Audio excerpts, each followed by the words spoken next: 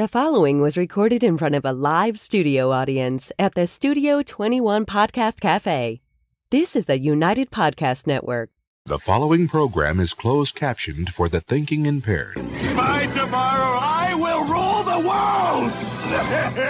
You think he's gone? He's not gone. That's the whole point. He's never gone. Is this some radical new therapy? You see?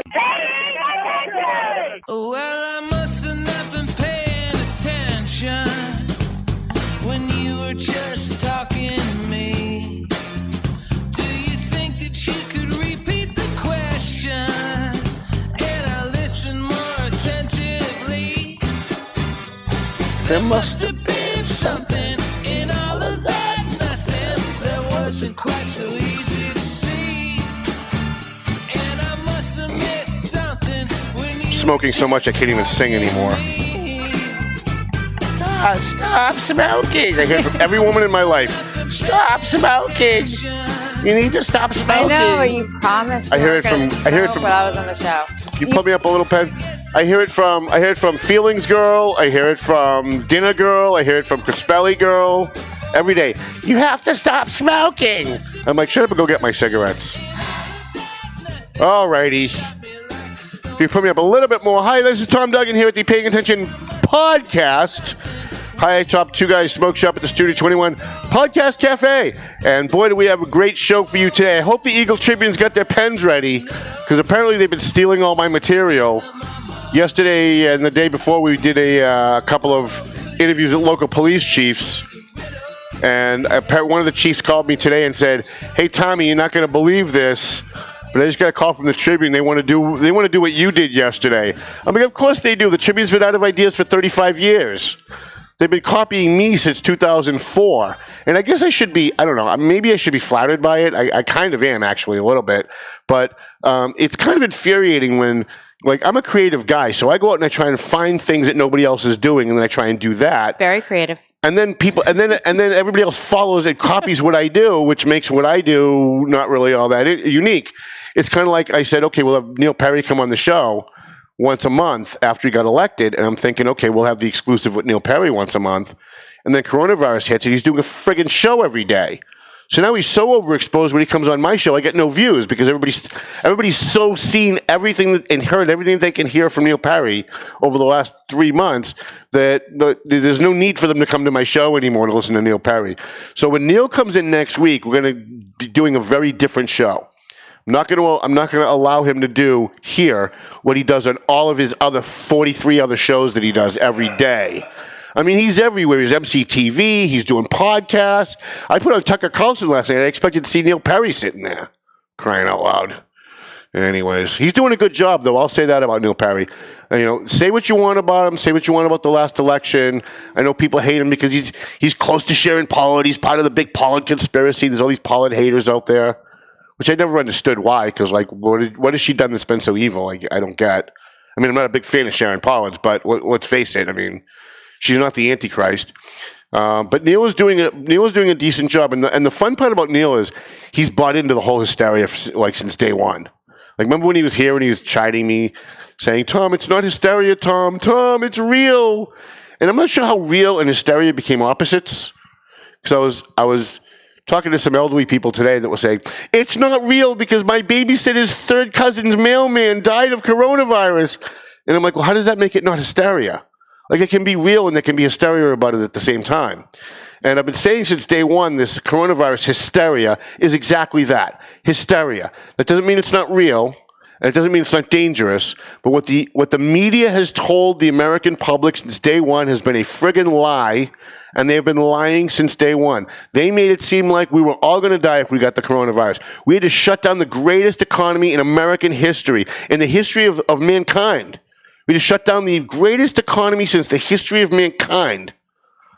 And here's what we find out at the end. Here's some numbers. So we were talking about Methuen, so I ran some numbers. And here's what's great about these numbers, because these numbers don't lie. I mean, the numbers that they're giving us might not be real, because we know that they're inflating some of the numbers. They're counting people who died of a heart attack. If they had coronavirus, they're counting that as a coronavirus death. That's okay. We'll give them that. But a lot of people have it that are not being tested. Lisa Williams says yes. A lot of people have gotten it that have not been tested. So here's the numbers that we have, the raw numbers from. I'm going to give you the Methuen numbers. I'm going to give you the Massachusetts numbers. Then I'm going to give you the country numbers, and I want you to notice a pattern. All right. So here we have. Do you have that graph that I sent you on Facebook? You don't have that. All right. So they're just going to have to take notes at home. So in Methuen, there are 50,000 people in Methuen. As of yesterday, there are 559 cases of coronavirus.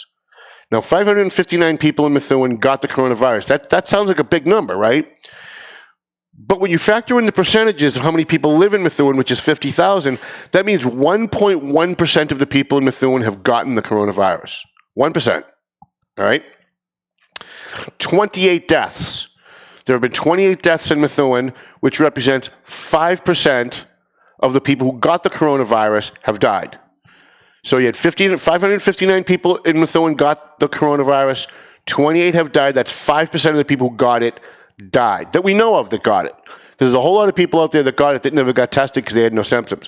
But we're just going to go by what they're giving us for now. So these numbers are really going to be lower, but let's just go with the higher number because it still makes my case. 28 deaths is 5% of the people who contracted the coronavirus died, which is 0.05. That's 5/100ths of 1% of the population of Methuen has died from the coronavirus. We are now 8 weeks into a national shutdown for 0.5 of 1%. Now, okay, you say, hey, Tom, that's only Methuen. Okay, fine. What's great about these percentage numbers is they don't change. If you look at Lawrence, if you look at Andover, if you look at the state numbers and the national numbers, they change a little bit. They fluctuate a little bit, but overall they don't change. In Massachusetts, we have 6.8 million people in Massachusetts. 60,265 cases as of right now of coronavirus. That's 0.8 of 1% of the state of Massachusetts has contracted the coronavirus. 3,405 people in Massachusetts have died from the coronavirus. That's a lot of people. 3,000 is a lot of people. I'd hate to be one of those 3,000. So I'm not saying that it's not serious. The word hysteria is not the opposite of real, for those of you who are watching. For those of you who are posting on my Facebook page about how I'm minimizing the risk and I'm saying it's not real. I'm not saying any of those things. What I am saying is we were told that even if we stayed home, 200,000 people were going to die. That if we didn't stay home, 2 million people were going to die. And when you look at these numbers, you know that is completely and totally false. The Massachusetts numbers, 5% of the people who get the coronavirus have died. The state numbers, 5% of the people who have contracted the coronavirus have died. Let's look at nationally. 328 million people in the United States of America, 1.4 million have contracted the coronavirus. That's 0.4%. That's 0.4 of 1% of the population of the United States has contracted the coronavirus. 61,000 people have died, 61,574 as of right now. That's 4.3% of the people who contracted the coronavirus, almost 5%, have died. Or 1/100th of 1% of the country has died. We shut down the greatest economy in American history, in human history, for less than 1/100th of 1%. Now, I know what you're going to say, but Tom, if everybody went out, it would have been worse. If we didn't shut down the country, it wouldn't have been worse. Well, wait a minute. How can that be possible? We were told if we stayed home, it would stop the spread. And it didn't stop the spread. 5% of the people still died. 1% of the population still got the virus that we know of. Now let's factor in, they're now saying that they're now doing testing in Florida and they're cross-testing in California, and they're now saying that 98.8% of the people who've contracted the coronavirus showed no symptoms and didn't die and didn't get sick. Which means this 1/10 of 100th of 1% is actually like, divide that by another 100. You're talking about 1/1000th of 1% if you factor in the real numbers. Now, this isn't Tom minimizing the risk. This is the numbers minimizing what we were told the risk was. Let's remember, we were told 2 million people will die if we don't shut the country down. And even if we do shut the country down, 200,000 deaths. In the country, right now, we're at 61,000 deaths. Again, nothing to sneeze at. It's 61,000 people that weren't here before this started. But wait a minute, now we're finding out another dynamic to this thing. Now, because we've been doing this now for 8 weeks, and they've been studying this for 8 weeks, now we find out that a whole 60 or more % of the people who have gotten this virus and died are in nursing homes. So now that's, if you take that 1/100th of 1/1000% you're now dividing it even more if you want to know what your risk is walking around outside if you're not elderly and you don't have a pre-existing condition. Now listen, I'm saying this as somebody who is literally the most vulnerable person to get this virus. I have an autoimmune disease. I don't talk about it a lot, but I have an autoimmune disease called ankylosing spondylitis. If I get the virus, I'm dead. I mean, there's no two ways around it. My immune system cannot handle it. And even I'm sitting here telling you, if I'm one of the 61,000 people who die, if I die tomorrow, I will still be saying on my deathbed, I'm sorry to have to leave this planet that I'm dying. However, it wasn't worth shutting down the greatest economy in American history. It wasn't worth the suicides that are happening now, people losing their businesses, people losing their homes, people losing everything that they've built their entire life for. It wasn't worth it. Saving my death was not worth it. I'm sorry, it wasn't. I care more about America than I care about me. And I don't understand when the numbers are so clear. They're so clear. How anybody can put on that idiot on CNN, Fredo. What's his name? Cuomo. Chris Cuomo. Think about this for a minute. We talked about it last week, but I need to reiterate, and then we'll talk to Lisa about some stuff. I flip on CNN 2 weeks ago, and there's Fredo. And he's in his basement, and he's got the coronavirus. And he's quarantined for 14 days. And he's talking to you about the hallucinations that he's having and the fevers that he's having and the chills that he's having. And then he has guests on, and they do a split screen because the guest has to, Skype in. And he's telling us we're all going to die if we get the coronavirus. And I'm like, wait a minute. I'm watching the guy with the coronavirus doing the interview. He's not dead. He's not on a ventilator. He's not in a hospital. He looks pretty good. He looks fun. Maybe he's having chills. Maybe he's having hallucinations. Maybe he can't sleep at night. But he's not dead. He's not what he's telling us. Is what I'm watching doesn't comport with what he's telling me on what I'm watching. That we all have to shut down the country. We can't go back to work. In fact, in Maine, the idiot governor in Maine just shut down the entire state for the summer. No tourists, shutting down the public beaches, no amusement parks, shutting down the state to tourists for the entire summer. Over 1/1000% of the people who contract this virus that might die, maybe? Seriously? This thing's been a hoax from the beginning. And again, I'm not saying it's not serious. It is, but it's not much more serious than the flu. A little more, but not a lot more serious than the flu. A lot. And for this, we shut it down. Now, having said that, I think the country's fine. We should open up the whole damn country tomorrow. Except for maybe sections of New York, maybe New York City, maybe Boston. I don't understand why all of Massachusetts has to be shut down when most of the deaths are in the Boston area. Shut down Boston. Let the rest of the country go about our damn business. At the end of this, and I'm going to write a huge story on this, maybe for next week, maybe for the following month in the Valley Patriot. And by the way, we still are in business. On all of the elected officials who got drunk with power when this started. Once they declared a state of emergency, they've suspended the Constitution. And I want you guys really, when all this is over, to look back and see all of these elected officials that get so drunk with power that they became totalitarians. They became fascists. In California, they're arresting people who are surfing by themselves. Tell me again this is about a virus? Tell me again this is about social distancing. In Colorado, a guy was playing catch 9 feet away from his daughter. They were playing catch with a baseball, and they were arrested. Why? Because the governor says you can't do it. Not because of social distancing, because they were 9 feet apart.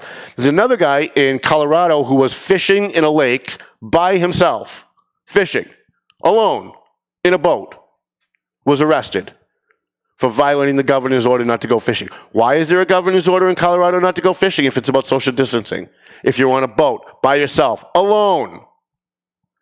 And nobody wants to ask these questions. I watch CNN all day, and it's just coronavirus hysteria, wall to wall. And by the way, it's all Trump's fault. Trump created the coronavirus, he injected it into people, and he wants everyone to die. That's what I see on CNN all day. I watched Don Lemon last night, who was apoplectic. I've never seen him as animated as he was last night, because now people are starting to go back to work, and the crisis. This is the greatest thing that's ever happened to the fascists. To guys like Don Lemon and the governor of Maine and the governor of Colorado and California, this is the greatest thing that's ever happened to them. They don't want it to end ever. And he's on last night saying, don't go to work, you're going to kill me. You're going to kill everyone around us. People are going to die. Because they don't want it to stop, ever. They don't want America to come back, ever. They're so drunk with power. There are governors scheming in their offices right now trying to figure out which one of your rights they want to take away next. In fact, in one state, they said guns and gun stores are not an essential service. But by the way, abortion is. If you need to get a hip replacement, and we're going to talk about this with Lisa in a few seconds, if you want to get a hip replacement, if you have heart problems, that's all considered elective surgery. You can't do that. It's not essential. If you want to kill your baby, though, if you want to have an abortion, very essential. You know why? Because Planned Parenthood needs their money. And Planned Parenthood pays all of these politicians to make sure they keep getting their money. And most of it is our money, by the way. It's tax money. All right. So those are the numbers on Massachusetts, in the United States, and in Methuen. And what's great about these numbers is they don't change. Whether you're looking at Methuen, it's 5%, 5% of the people who've contracted the virus have died, and 1% of the population has contracted it that we know of. In Massachusetts, it's the same thing. 1% of the people who've gotten the virus, and 5% of the people that got it have died. And nationally, it's the same. 1% of the people of the United States have gotten it. 5% of the people who got it have died. Those numbers don't change. They fluctuate a little bit. Lawrence is a little bit higher, but North Andover is a little bit lower. And when you average it all out, it all turns out to be the same. 5%, 1%. That's what I want everybody to remember from today's show, if you remember nothing else. Remember, 1% of the people get the virus, 5% of that 1% die. That's it. And that makes it less than 1/100th of 1%. So what is your risk walking around Lawrence, going to a bodega, going to get quipes over at Polo Centro, going to get a taco at, what's that new place on Winthrop Avenue? I don't know, Cafe Azteca. I'm a Cafe Azteca kind of, not the one on Common Street. Is the one on Common Street in Lawrence? Is that what you're talking about? Yeah. Not a big fan. You like them? Because you don't like things really spicy, though, right? I do. You do? Yeah, I do. Because every time I go there's nothing spicy. I end up going to Casablanca. I like them, too. I actually used Uber Eats for the first time ever. They're fabulous. I always said I would never do that, but I was so hungry, and it was like 9 o'clock, and I knew that Casablanca was going to be closing shortly. So I jumped on real quick, and I ordered like a whole bunch of stuff, like fajitas and everything. And in under like 5 minutes, they were knocking on my office door. Fabulous. Handing me food. It was great. It was sitting next to me. I didn't introduce her because I was going to get through a couple of other things first, but let's talk with Lisa. One of my favorite people in the world, Lisa Savinelli Williams. Oh, by the way, it's a very long name. It sounds like a law firm. I know. Lisa Savinelli Williams. Well, and Savinelli is Jones. my maiden name. Okay. All these women with their maiden names, they got to keep their maiden name. It's only really to make my life more difficult. That's really the only reason. People with all these big names. Well, I wanted to keep the fact that I am Italian. I like it. Another Italian. All the Italians, they always have to talk about how Italian they are. You could be talking about the color of the drapes at the White House, and some guy would go, "Yeah, but I'm Italian. I know all about drapes. I'm Italian." So, anyways, Lisa Savinelli Williams is the owner of Urgent Care. You and your husband Tom, is it DeLacy? Do I always get that wrong? Yes. I got it right for once. I can't be Lisa four names, so I couldn't be Lisa Savinelli Williams DeLacy. Can he be Thomas Savinelli Williams DeLacy? Oh, no. God. And then when people call him like Mr. Williams, he's just like, Lisa, I'm going to kill you. Oh, boy. So she's a man. They are the owners of AFC Urgent Care. We've had them on for the last couple of weeks, and I thought it was important to bring her back because things are changing so much. Now, we talked at the beginning of the show about what is not a risk for you. However, there are people who are at risk, and I want to talk about them too. I believe in balance. I'm not one of these people that says, don't worry about it, and I'm not one of these people that say we're all going to die. I want to give you the full perspective. You have a 98% chance of living if you get this virus. However, there are a lot of people who are going to get this virus, are going to get very sick. And for those people, they need to get tested. They need to be treated. And we have Lisa here to talk about this. So I heard something. I was at. So can I challenge you for just a second? Oh, absolutely. I love you. She's so hot. I love it when she challenges me. It's like a spelly girl. I think the local politicians are doing really the best they can. And I don't think anybody's trying to shut down the government, to hurt people. I think they're trying to really protect their, I think they're trying to protect people. You don't think some of them are using that in order to expand their power and how much they, No, I think they're agonizing. The governor of Maine shut down for the summer. We don't know what it's going to be like next week. I don't know the governor of Maine. I have no idea what their story She's is. a nutcase. I don't know. I know local people. Right. I know local people are truly agonizing because they're so worried about, local businesses, and this is really affecting local businesses and people and their livelihoods, and it's destroying lives. Yeah, we need to get open. We need to open America. We do. I firmly believe that, but also people are dying. Yep. People are really sick, and I think it's just a balance of what to do, and I don't think they want it on them. Every night, Ferrantini and Perry and Rivera have to post, how many new cases, how many deaths. And I think it really bothers them. I think they're good people and they mean well. Yeah. I know you don't believe that. Well, no, here's what I will say, because I interviewed, and we're going to talk about this after in the next segment. I interviewed yesterday the police chief in Haverhill, the police chief in Lawrence, and the police chief in Methuen. I didn't get to Chuck Gray. I'll do him tomorrow in North Andover. And they're all handling this very differently. I actually have to applaud Haverhill. I can't believe I'm saying this about Jim Ferrantini because we don't agree on anything. Well, he is my uncle. Give him some slack. But so I am going to give him some kudos, because when I asked, and we're going to play the clip later on, when I asked Chief DeNaro, what are you guys doing? Methuen closed down their parks. Are you guys closing down their parks? He said no. I said, yeah, but Dan Rivera is forcing people to wear masks. He's saying a $500 fine if you don't wear a mask in Lawrence. Are you guys doing that? He's like, no. But you have to understand that look at all three towns, and they're very different. I mean, how many square miles is Lawrence? 7. 7, and you have almost 100,000 people. Right. I mean, so what are his options to protect people?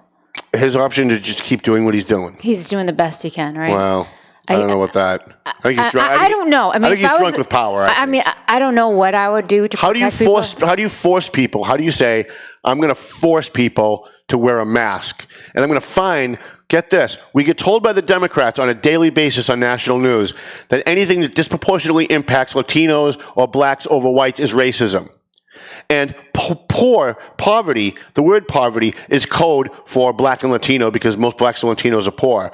And yet, in Lawrence, the mayor is going to impose a $500 fine on people in Lawrence, the Latinos in Lawrence. People, by the way, we get told by CNN every day, are so poor they can't afford an ID to vote. Well, we want them to go out and buy boxes of masks every day. And if they don't, we're going to hit them with a $500 fine. They can't afford a voter ID. They can't afford a mask, but we're going to charge them $500? Are you kidding?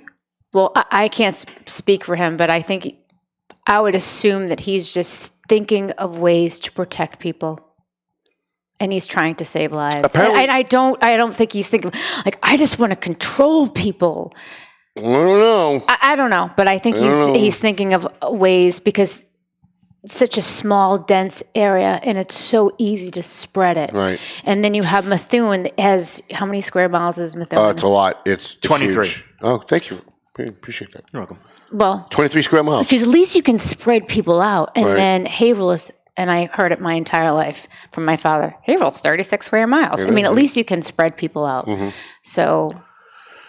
So I wonder if they just have more options. I'm a guy from North Andover. Let's say I didn't get the memo on the masks. I go into Lawrence to Polo Central. By the way, I love Polo Central. I wish they would advertise with us. I love getting quipes and the chucharos, and I love Dominican food. And so I go in and I'm not wearing a mask, and I'm standing, 4 or 5 feet behind the guy in front of me in line. Is a police officer going to come over and give me a $500 ticket because I'm not wearing a mask? I don't know. What if I didn't know? I'm from Andover. I'm from North Reading. I came into Lawrence to get food. You're basically chasing people from outside the city out, and you're telling people inside the city that you don't care about them, that you're going to charge them $500 for not wearing a mask. What about all the homeless people? Where are they going to get their masks? So I asked somebody from the city of Lawrence yesterday, is Lawrence going to be passing out masks? That's a great option. If you're going to mandate that people wear them, how about, I don't know, pony up and go out and buy some friggin' masks for these people and give them out? No, we're not doing that. Not in Lawrence. Get your own damn mask. Well, what about a bandana? Can they wear a bandana? Yeah, they can wear any kind of face covering. And one of the things that Dan did say, well, that's that you can fair. wear some kind of a face covering if you wanted to. But all right, that's fair. So I heard, I was over at you closed down North Andover, so I go over to Methuen. Yeah. I love the girls over there. I would marry every single one of them. They're so awesome. And one of them said something about a pod.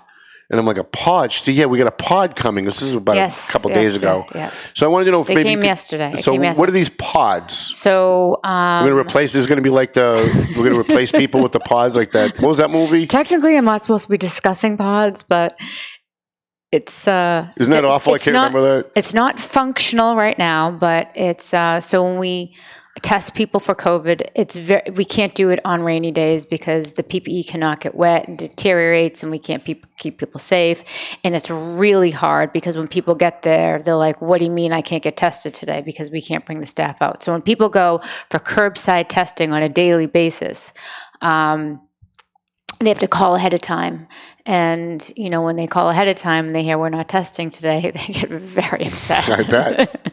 And I get what do you mean? I bet they show up without calling, and when you tell them they have to leave, I bet they get very upset. They get really upset.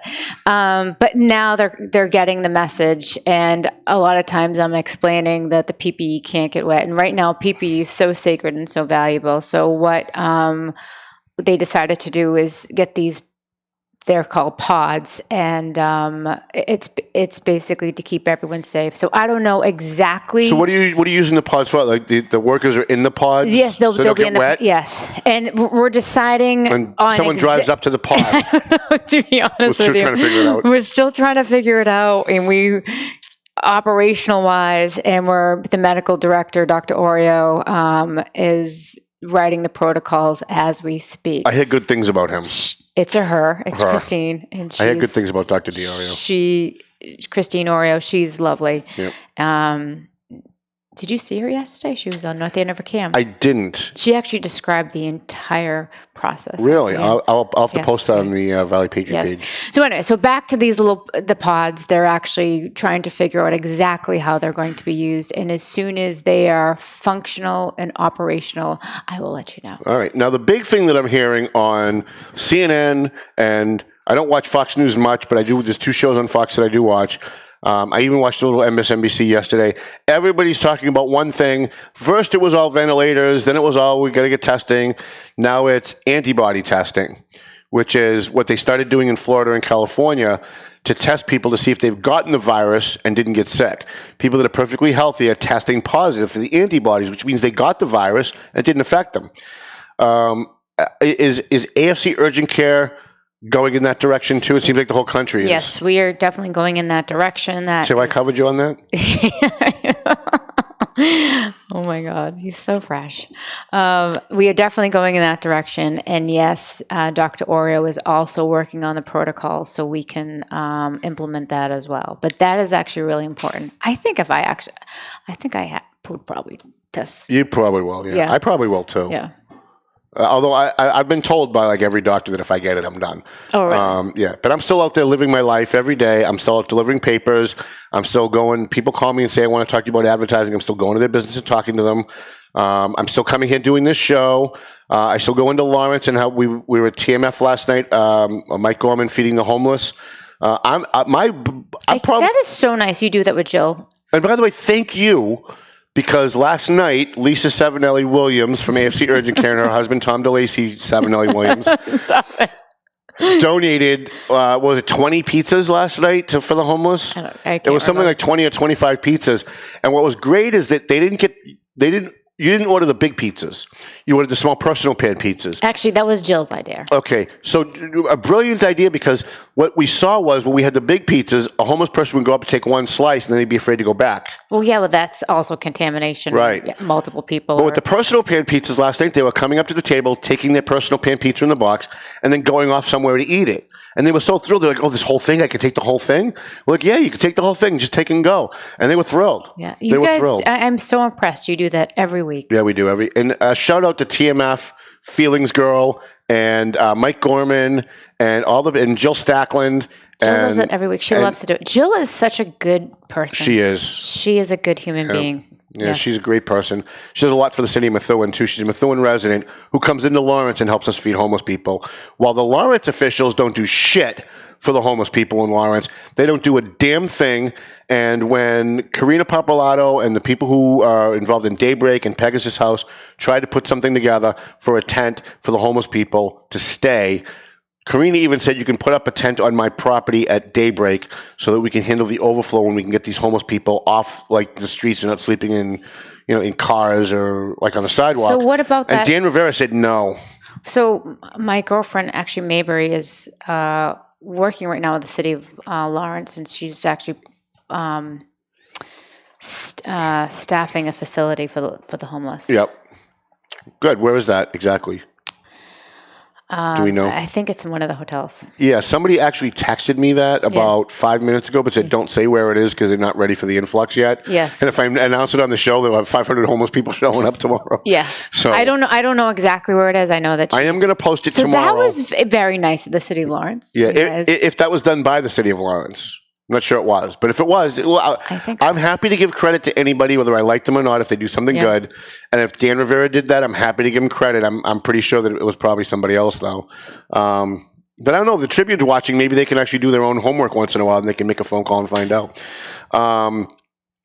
Have you seen, now that we've gone through, we're about 8 weeks into this, have you seen the decline, the downward slope, so to speak, of people testing positive? No, it's actually going up. It's going up in the Merrimack Valley. Yeah. So Massachusetts is still spiking while the rest of the country is going down. New York is actually just starting to go down. They're plateaued, but they're starting to go down. So we're testing about, so keep in mind we test in Methuen, Stoneham, and Waltham. Our medical director is the medical director for all of those clinics. And overall, it's about a 25% positive rate. Wow. Of the people that you're testing. Yeah. Wow. And it's really, really important, I think, for anybody who's working in assisted livings, travel nurses, assisted livings, nursing homes, all the essential employees to get tested. Have you tested Neil Perry yet? I'm not going to say that. It's called HIPAA. It's violation. Because I told you last week, I saw Neil was on a city council meeting, and he coughed into his elbow a couple of times, and he's like me. He's in the high rate category. Yeah. So I called Lisa. I said, listen, are you your friends at Neil Perry? You got to get him tested. Even if we did test him, I wouldn't tell you. Listen, we can't lose Neil Perry. He's like the only guy in Methuen that can run that city right now. And we lose him. You know who the acting mayor is going to be? It's going to be Steve Saber. We all know that that's going to be the case. So we're going to put a stop to that at any cost. We got to make sure that Neil Perry stays as healthy as he possibly can. Jana is fabulous. I love Jana. Oh my God. That is a dream team. She is my spirit animal.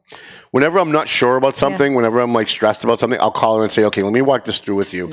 And I always feel better by the end of it. I feel like, okay, now I know what I should do. She's very calm, very stable.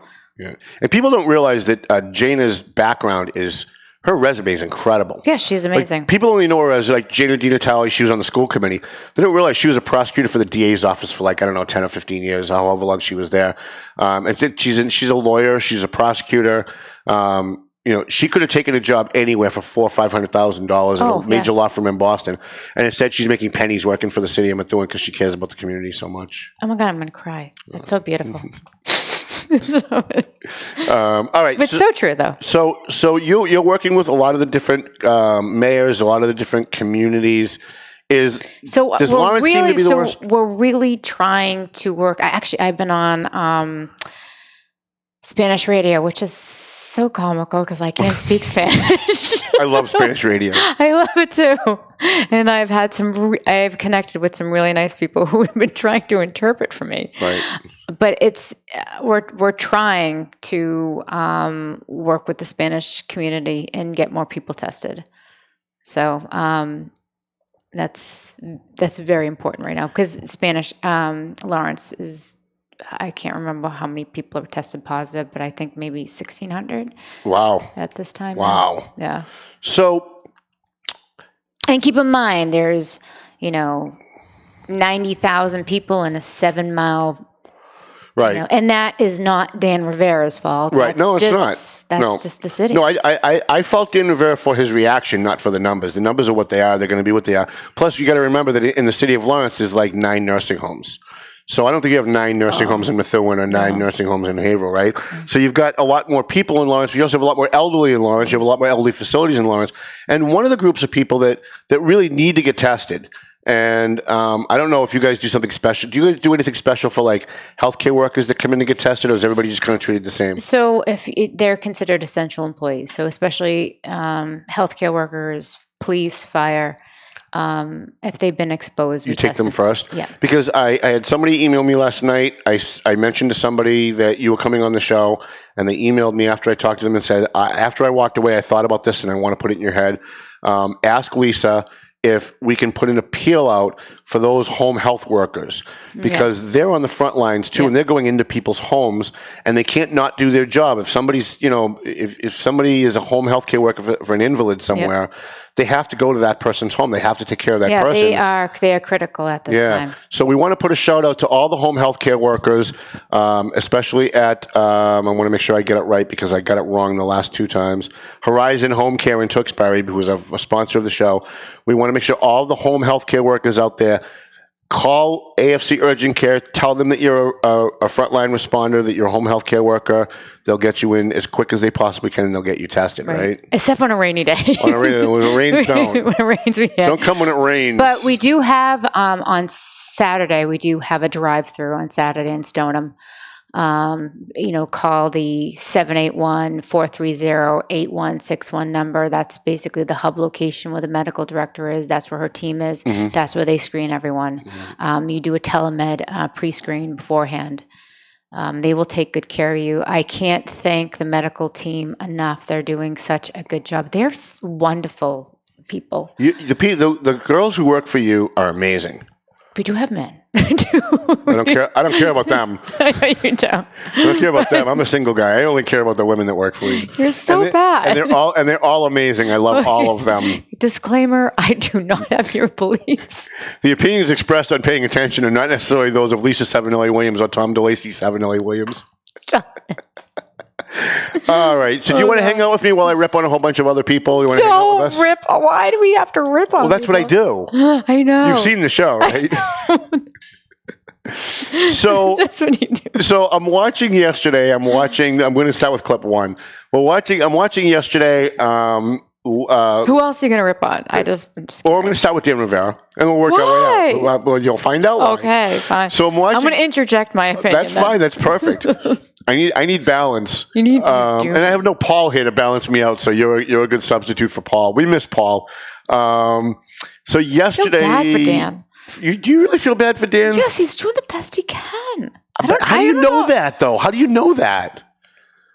I mean, he may be doing the best that he can, but I expected more from a guy who's a military MP, has all kinds of education, speaks English fluently, is a very, very smart guy. There's he's brilliant. Nothing dumb about Dan Rivera at all. And then he does stuff like this. Don't worry about it. Just wear your mask. It will be enforced. Some of those ideas of how we can get stuff turned back on really will be based on whether or not the number. All right, can you stop that for a minute? I should have given it a better build-up. So the question was, he did a press conference yesterday, and I want to play that again if you don't mind. He did a press conference yesterday. They opened up the fire station up on Ames Street, up on Tower Hill, which is great because Willie Lantigua closed it 11 years ago for no reason. He was trying to get even with the firefighters who campaigned against him. Firefighters did not support Willie, so he went out and he closed 2 fire stations. He laid a bunch of firefighters off. Dan Rivera announced yesterday that he opened it up, and one of the questions from the members of the press was, you just imposed a $500 fine. I thought it was 300. Yeah, no, we bumped it up to 5. And it's a $500 fine if you're not wearing a mask. How are you going to enforce it? And this was his answer. Don't worry about it. Just wear your mask. Don't worry about it. It will be enforced. Just don't worry about it. Ideas of how we can get. Maybe he was just anxious, like public speaking wise. Yeah, so just don't worry about it. Don't worry about who's going to enforce it. You know what you do? Wear your mask. You don't got to worry about it. That was his answer. Phenomenal. So I asked the chief of police yesterday. I don't have this clip, but I did ask the chief of police yesterday in Lawrence. I said, "Are you guys going?" Because I'm very concerned that police officers in America, let me back up a little. We've always been told during Second Amendment debates in this country for the last 100 years that if the government tried to overreach and seize everybody's guns, if the government ever became a totalitarian government, the American police officer would not follow orders if they were unconstitutional.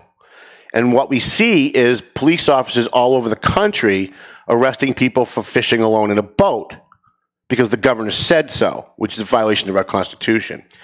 So I asked the chief of police in Lawrence yesterday, I said, I'm very concerned about police officers following these orders. Are you guys out arresting people or fining people? Are the cops going to be the vehicle that Dan Rivera uses to enforce this mask policy? And his answer was no. He said, no, not really, no. Our job as police officers is to respond to crime. God bless Roy Vask, the chief of Lawrence. So who is going to enforce it? Well, we don't know. According to Dan yesterday, it might be the Department of Health. It might be other inspectors. It's other people. We don't know. We're not sure. Hey, just wear your mask and you don't have to worry about it. Sounds to me like he knows he's over his head. He knows he can't enforce this. There are 90,000 people in Lawrence. It's actually more if you count all the illegal aliens. I only counted 10,000, I mean. But even if you go with the low number of 90,000 people, you're never going to be able to enforce this. Even if you hired 500 people tomorrow to walk the streets of Lawrence to find people for not wearing masks, you're still not going to be able to adequately enforce it. So it's just, once again, a politician trying to make it look like they're doing something when they're really not doing much of anything. Trying to make it look like they're affecting some kind of change, they're protecting people when they're really not protecting people. Remember, the CDC told us not to wear masks. Right? We've been lied to from the beginning by our elected officials.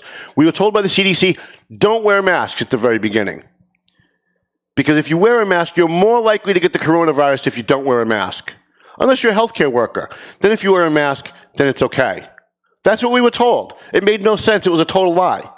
And they lied to us because what they really wanted was they didn't want regular people to wear masks and deplete the mask supply because our frontline workers need those masks. They should have just said that. But given the choice between lying to us and not lying to us, elected officials will always go with lying to us. They will always go with the easier story. So they came out, and the Surgeon General of the United States, and I can't remember his name, Surgeon General of the United States came out at a press conference with the president and said, don't wear a mask. If you wear a mask, you're more likely to get the coronavirus. It's a total lie. When he was called on it 2 weeks later, now that the CDC has changed their mind and said everybody should wear a mask, he said, well, you know, we went with what we had at the time, and no, that's a lie. It's a lie, He's a lying liar who lies. And the CDC has lied to us. Remember, initially, the CDC and the World Health Organization told you, the American people, don't worry about the coronavirus. Fauci himself said, don't worry about the coronavirus back in December. Don't worry about it. It's no different than the flu. And by the way, it can't be transmitted from human to human. It can only be transmitted from animal to human. But that's what the World Health Organization was saying. That's what I'm saying. But they lied to us. They lied to us. They knew. But they were going by the information that was given to them. Keep in mind, China, you know, right, we were going by the information. But there were millions of people in China dying over this, and they were trying to tell us that it wasn't transmittable. So what I'm saying is every step of the way, we've been lied to. And not just about this. Go back to, if you like your doctor, you can keep your doctor. If you like your plan, you can keep your plan. How about read my lips, no new taxes? How about I did not have sex with that woman, Monica Lewinsky? We've been lied to for 30 friggin' years in this country by our elected officials. And then the coronavirus hysteria hits. And what does everybody do?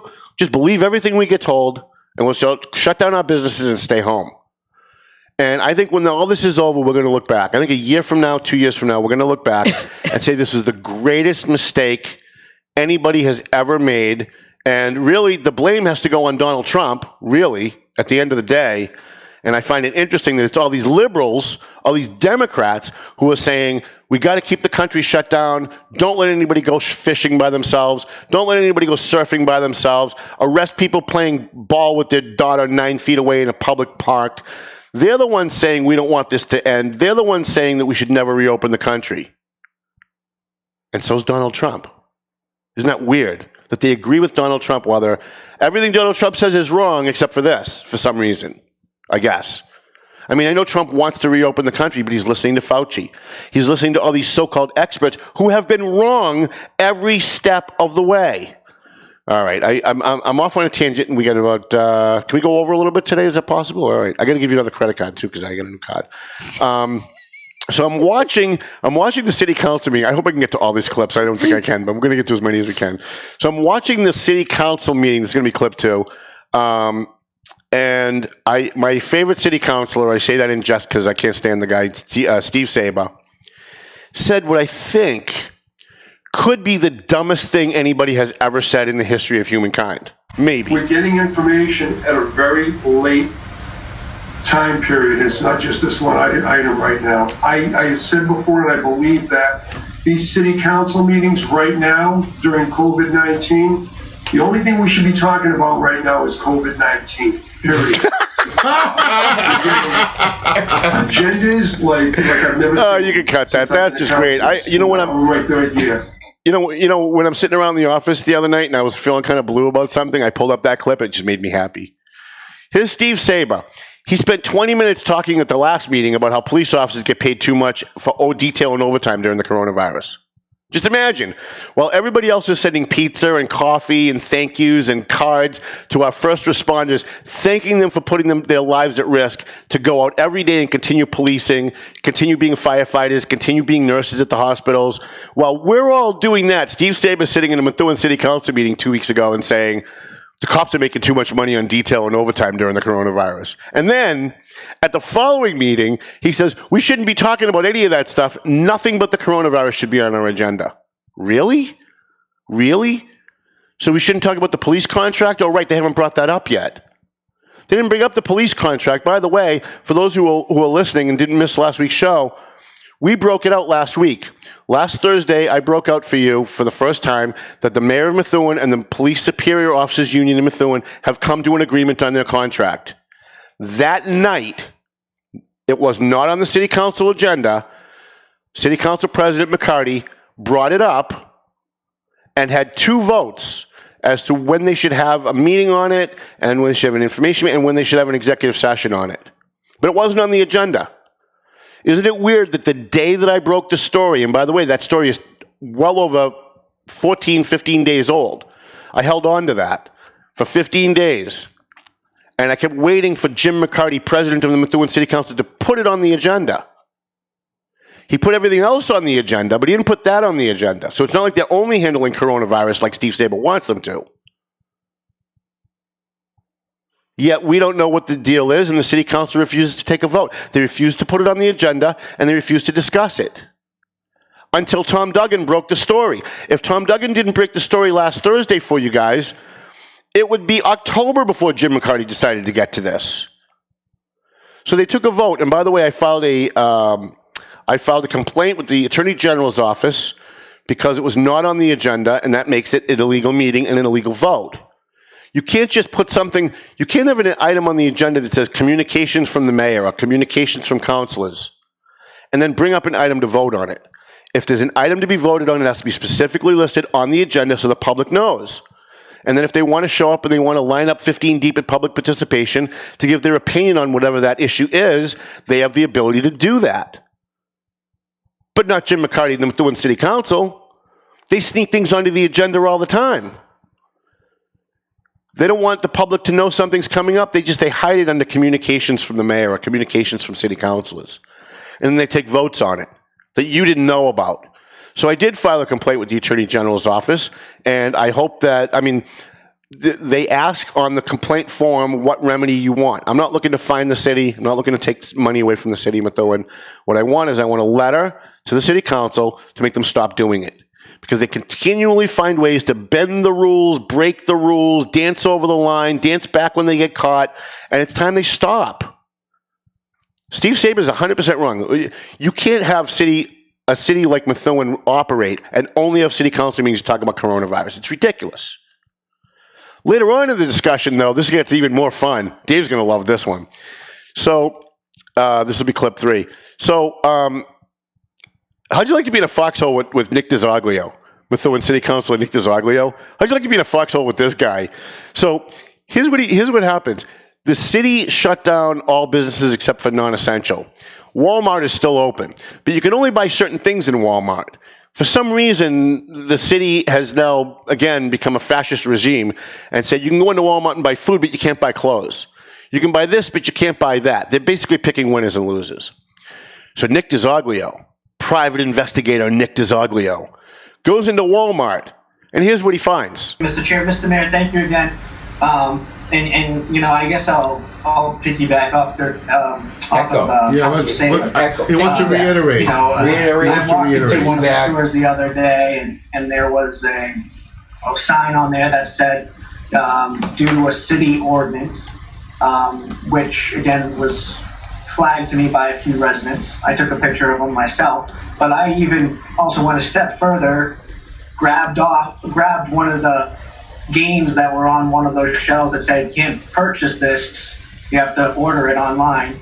And I continued to bring it to the checkout, and no one stopped me. Oh, so no. Even with those papers up. Well, let's get Heinrich Himmler over there to make sure they're not selling the wrong fucking product. People are non-essential items, people are still purchasing. Unbelievable. This kid went as a city councilor. Dude, you're a part-time city councilor. You're not a cop, you're not the governor, you're not the president. You're a part-time city councilor, and what he does is he goes to knock on one of the few businesses that are still open in Methuen, that are still employing people, and he goes in and there's a sign that says you can't buy this game, you have to buy it online. But just to make sure they're following the rules, he took the game up to the register anyway, and they rang it in. Can you believe it? I guarantee you this kid was a hall monitor in 7th grade and used to get beat up every day. I guarantee you. This was the hall monitor saying, Jimmy skipped English class. Can you imagine if you're Walmart? Can you imagine you're the manager of Walmart and you flip on a city council meeting and there's a city councilor bad-mouthing one of the only businesses that are still open employing people right now? Can you imagine? Can you imagine you're one of the people who works there? I mean, it was probably a kid who didn't know, right? It was probably some 19-year-old kid at the register who saw the game and didn't realize that for some reason that he wasn't supposed to purchase it. But there's Nick. There's Detective Nick. He's there to make sure make sure that there are no Jews next door in the basement. Stormtroopers, they're next door in the basement. I saw the O'Reillys sneaking them in the back door. Come on, you're a city council. This is what we've come to. And when I say that these elected officials, once there's no more Constitution, you get to see what these people are really all about. Once there's no more rules, you get to see what these people really are. A lot of them are authoritarian fascists, whether it's the governor of Maine or Nick DiZoglio. They're authoritarian fascists. Given their druthers, they will always take your rights away rather than give you rights. They will always take your rights away rather than give you rights. I have one more funny thing from the Methuen City Council meeting. This was great because I started this. Now, 4 weeks ago, I floated a rumor in Methuen that because Steve Saber and Jim McCarty will do the exact opposite of whatever they think Tom Duggan wants. Because apparently I'm part of the Sharon Pollard conspiracy, even though she's a Hillary supporter and I'm a Trump supporter and we agree on nothing. But somehow we're supposed to be part of this big conspiracy cabal in Methuen.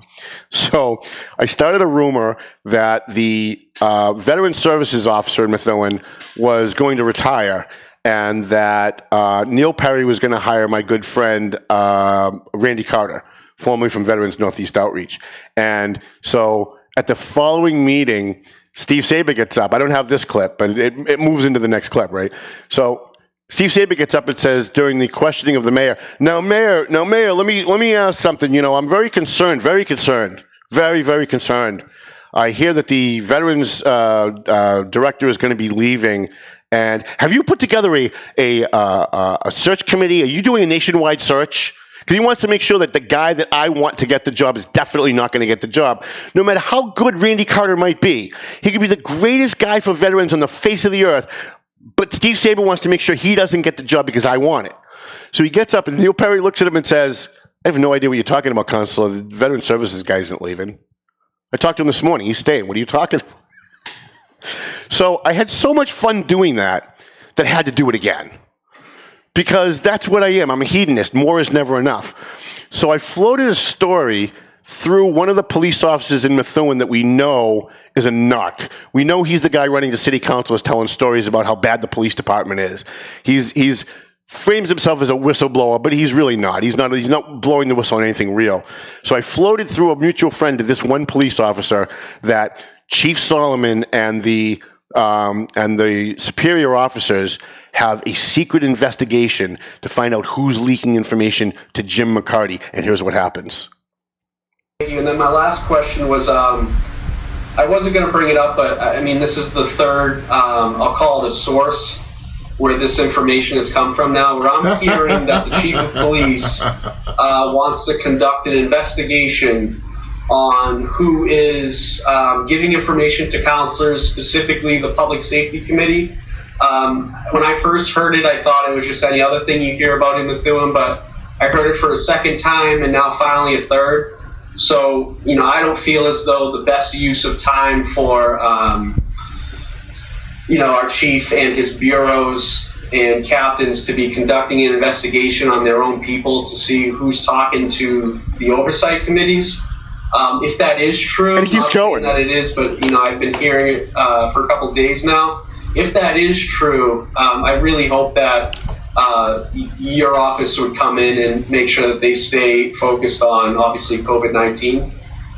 I'm going to tell you that I'm assuming that's just rumor. We are not. No police agency is doing any investigation of any information exchange. So that's just not happening.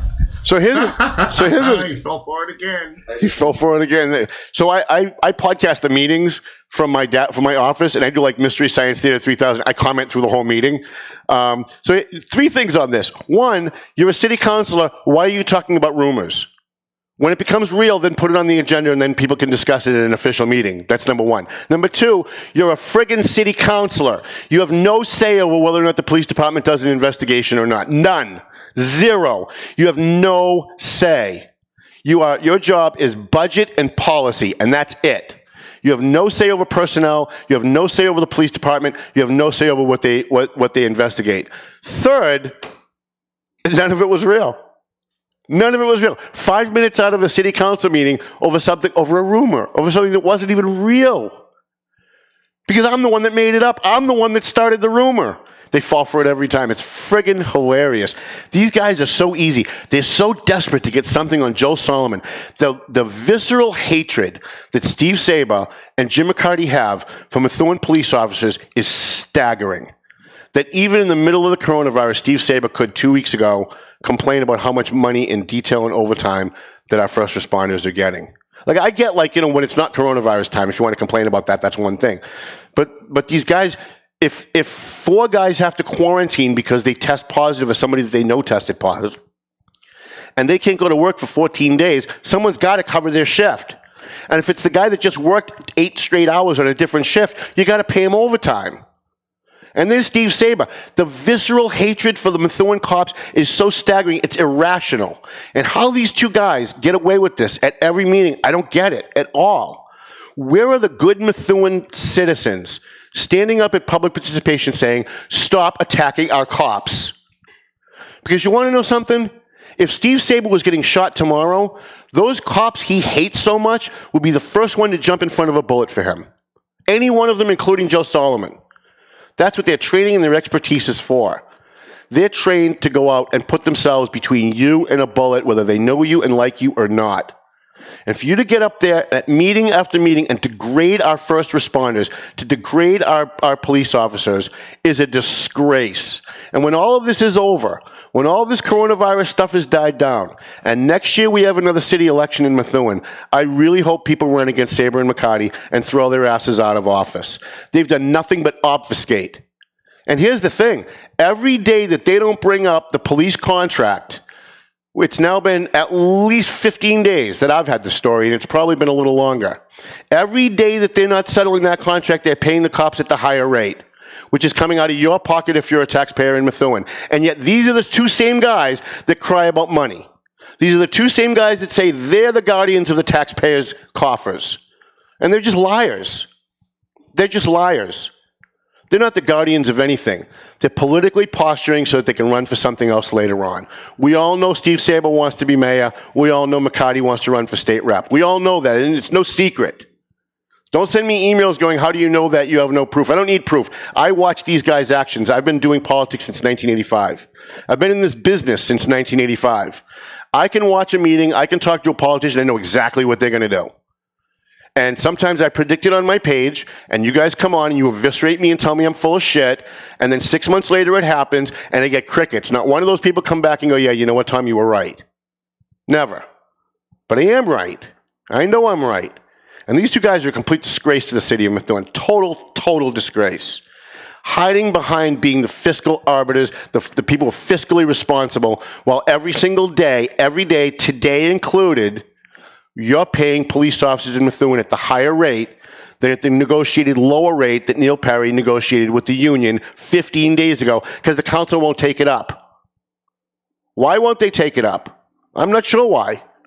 I mean, I can guess. We can all guess. But why won't they? If they really care about the taxpayers, why at the last meeting didn't they put it on the agenda, have a public discussion about it, and take a vote? Have the mayor come in and say, this is what we negotiated, this is what we're giving the union, this is what the union's giving us, and have a vote up or down. Why? I'm going to surmise, I'm going to guess, it's a really good educated guess because I've done a little poll of the city councilors, they don't have the votes to kill it. They don't have the votes to kill the negotiation that Perry and the union did. They need the votes to kill it. So they keep pushing it off and pushing it off so they can keep making deals with their colleagues. And they can say, I'll vote for this if you vote for that. I'll take care of you if you take care of me, until they have the votes to kill it. Now, do I have proof of that? No, but look at their actions. I say trust only behavior. No matter what anybody says, trust their behavior. Why are they not bringing up the police contract now? Why? It's a very simple reason. I asked Neil Perry, why aren't they bringing it up? Mayor, why didn't you put it on the agenda? It's not my job. I said, why aren't they bringing it up? He said, I don't know. So can you tell me like what's in it? Can we break a story? Can you tell us like what did you negotiate? He said, I can't, there's a gag order. Unbelievable. So for 15 days, we're paying more money in the middle of a coronavirus when they could have settled this. That's why Steve Saber says we should only talk about the coronavirus. Let's not talk about anything else. Well, no, pay no attention to that whole police contract over there. That's crazy talk. Crazy talk. Unbelievable. How you doing, Lisa, over there? I'm good. Good. I go. Disclaimer: we do not have the same views. I'm going to buzz up to clip 9. I want to end the show because I know we're at the 1 hour mark. I want to end the show. I did interview Police Chief Joe Solomon, and I interviewed Police Chief Alan Denaro in Haverhill and Chief Vaskin Lawrence. And I wanted to get to all of those clips, but we're running out of time. I could do a 2-hour show today. But there's some. I asked Chief Solomon at the end of his interview, is there anything that I didn't cover that you think people should know? Is there anything you want to leave people with? And I thought this was really, really important. Not only if you're in Methuen, but if you're anywhere. This has to do with discarding masks and gloves when you go shopping. Clip number 9, please, Ben.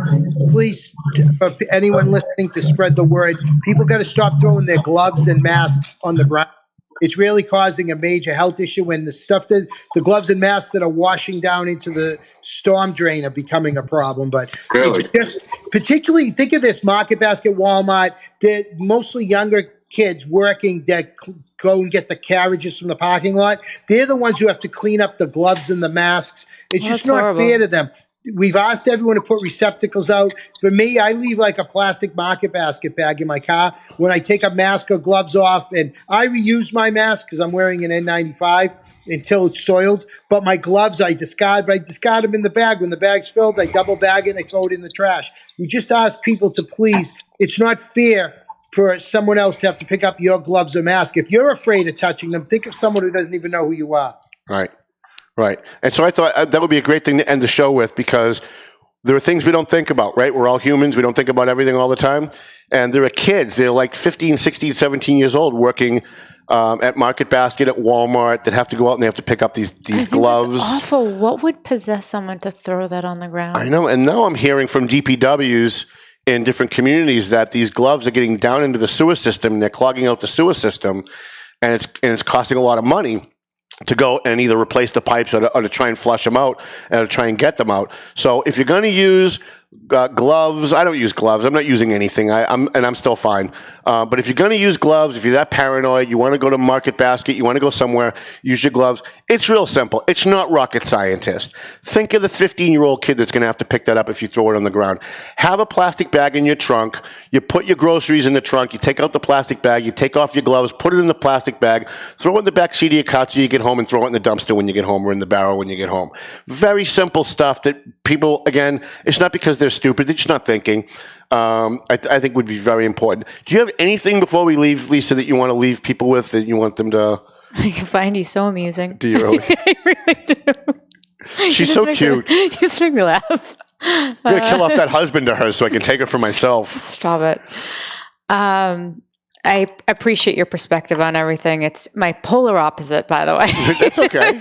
We still love each other. Complete polar opposite.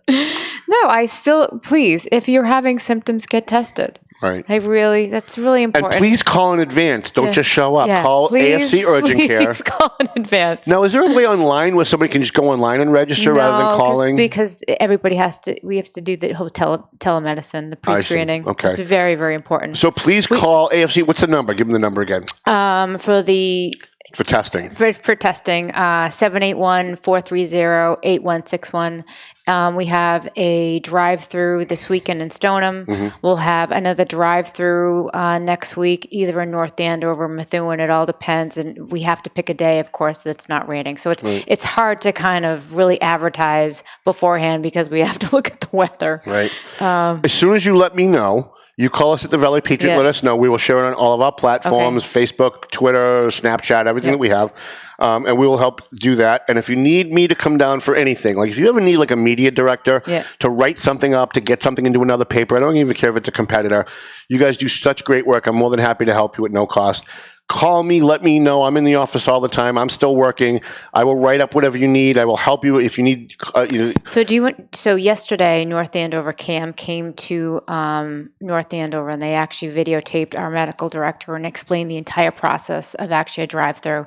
It was really helpful because a lot of times people are actually, asking me to describe like what happens because patients actually stay in the car like the entire time. And nobody, basically to keep them all safe. So if you could take that clip and just share it with everyone, that would be awesome. I absolutely will. And I want to thank our sponsors who have stayed with us even through coronavirus. McLennan Real Estate. I was really worried about McLennan Real Estate because they just started with us the week the coronavirus hit. And I'm like, oh my God, they just signed up for like this huge package. I'm going to make all kinds of money on these people. And then all of a sudden coronavirus hit and they run a half-page ad in the Valley Patriot, which we're going to double for them for free this month.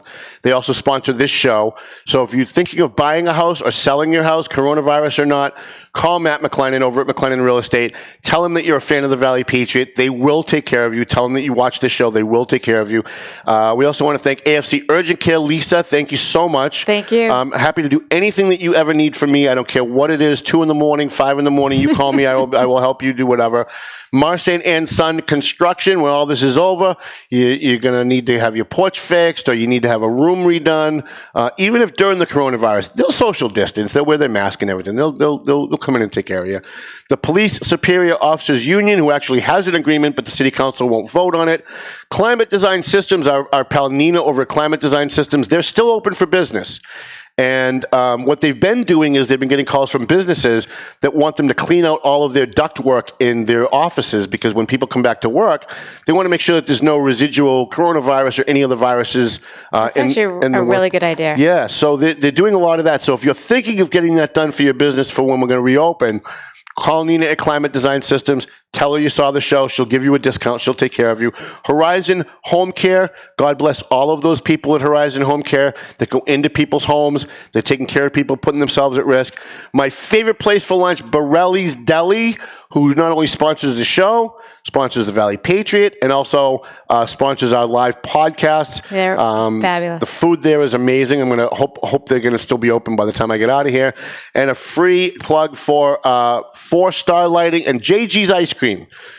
If you go to Uber Eats, you can get ice cream delivered to your house. Listen, I've gained 15 pounds since this thing started. None of I did. I'm 15. It's all right here. So none of my clothes fit me anymore. Baby. Right? So Crispelli Corona baby. Crispelli Girl had to Crispelli Girl had to go out and buy me new clothes. She had to go out and buy me new jeans because I had nothing fit me anymore.